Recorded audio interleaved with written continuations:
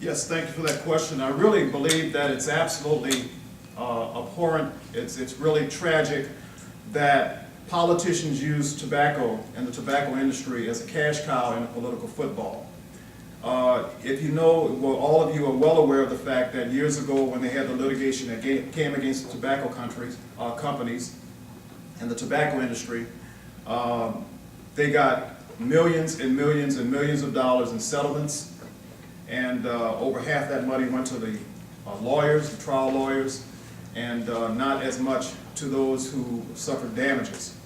And then out of that legislation of that era, there were restrictions, more restrictions placed on the tobacco industry, warnings and the like, and education to the public and not advertising to minors and this, that, and the other.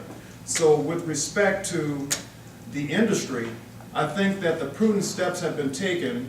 The warnings are out there, and if the tobacco industry is something that we feel is something that should be legal and allowed to exist, why don't we get off their back instead of pressuring them more, using it for political gain, and trying to pander to different groups for political advantage.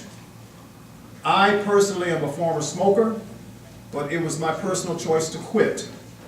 But if we have an industry that's legal and the tax revenues are being drawn from this industry, I don't think that the squeeze should continue to be put on them and additional restrictions to make it unprofitable for them to operate while the government continues to benefit with not much or any risk. So I would be a friend to the agricultural industry with respect to tobacco.